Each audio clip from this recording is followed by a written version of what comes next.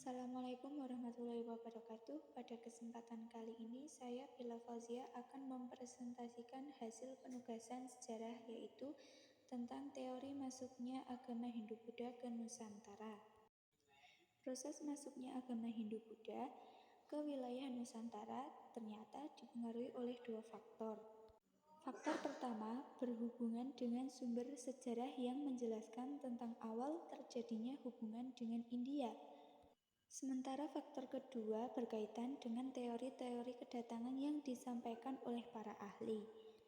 Berbicara tentang teori, ada dua pendapat mengenai hal tersebut. Apa saja sih pendapat itu? Yuk kita simak ke halaman selanjutnya. Pendapat pertama beranggapan bahwa bangsa Indonesia berperilaku pasif dalam hadirnya seagama Hindu-Buddha, sehingga para ahli yang mendukung teori ini beranggapan bila telah terjadi koloniasi dari bangsa India. Sementara pendapat kedua adalah sebaliknya, bangsa Indonesia dianggap aktif ketika agama Hindu-Buddha hadir di tanah Nusantara. Kedua pendapat tersebut diyakini dan dibagi menjadi 5 teori yang berbeda. Apa aja sih 5 teori itu? Berikut adalah penjelasannya. Yang pertama yaitu teori kesatria. Berpendapat bila munculnya kerajaan Hindu di Indonesia karena peran kaum kesatria yang merupakan prajurit India. Para prajurit ini diduga mendirikan koloni-koloni di kepulauan Indonesia dan Asia Tenggara. Namun sayangnya teori ini tidak didukung oleh data yang memadai dan tidak adanya bukti arkeologis terkait hal ini. Dijelaskan pula bila para kesatria tidak memahami bahasa Sanskerta dan huruf Pallawa. Mereka disebut sebagai kaum yang penuh semangat untuk berpetualang ke seluruh dunia, bukan hanya Indonesia maupun Asia Tenggara. Selanjutnya, teori yang kedua ialah teori Vyasa, disampaikan oleh N.G. Krom yang menjelaskan bila peranan utama hadirnya Hindu-Buddha di Nusantara karena golongan pedagang. Para pedagang yang berasal dari India itu disebut memiliki hubungan dengan penguasa-penguasa Indonesia. Kelebihan dari teori ini yang memungkinkan adalah karena Indonesia memiliki banyak sumber daya alam.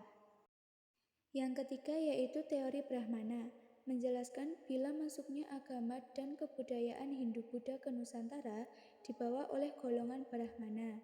Teori ini dikemukakan oleh orientalis J.C. Van Leur dan membantah teori kesatria.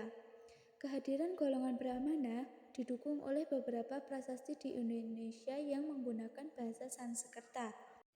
Meskipun tetap ada kelemahan dari teori ini, yakni bila dalam tradisi Hindu-Buddha, kaum Brahmana pantang menyeberang lautan. Tetapi kembali lagi, banyak prasasti Hindu-Buddha di Indonesia yang menggunakan bahasa Sanskerta dan Pallawa. Selanjutnya yaitu teori keempat, teori Sudra, dikemukakan oleh Van Vever yang menjelaskan bila India terlalu banyak perang, sehingga para tawanan perang tersebut datang ke Indonesia agar mendapat kedudukan lebih dihargai yang kemudian menyebarkan kebudayaan Hindu-Buddha di Indonesia. Teori ini juga memiliki kelebihan. Para Buddha dianggap lebih cepat akrab dengan masyarakat sekitar, sehingga pembicaraan tentang kebudayaan karena kemudahan komunikasi mungkin dilakukan. Berikutnya kita masuk ke dalam pembahasan teori terakhir atau kelima yaitu teori arus balik. Disampaikan oleh F.D.K. Boch, teori arus balik berpendapat bila proses hadirnya budaya dan agama Hindu-Buddha dilakukan oleh sekelompok cendekiawan, ia menggunakan istilah penyuburan dalam proses penyebaran budaya. Penyuburan agama Buddha menurutnya terjadi lebih dahulu dengan hubungan dagang antara Indonesia dan India. Teori ini juga memiliki kelemahan dan kelebihan. Kelemahannya menjelaskan bila kemungkinan orang Indonesia untuk belajar agama Hindu-Buddha ke India sangatlah sulit. Namun kelebihannya, bila ada kemungkinan bangsawan Indonesia pergi ke India, mereka belajar agama Hindu-Buddha dan budayanya. Tujuannya agar para bangsawan bisa membuat sebuah kekuasaan di Indonesia, caranya dengan mencontoh kebudayaan Hindu-Buddha. Nah, teman-teman semua, Sekian presentasi video mengenai teori masuknya agama Hindu-Buddha ke Nusantara dari saya.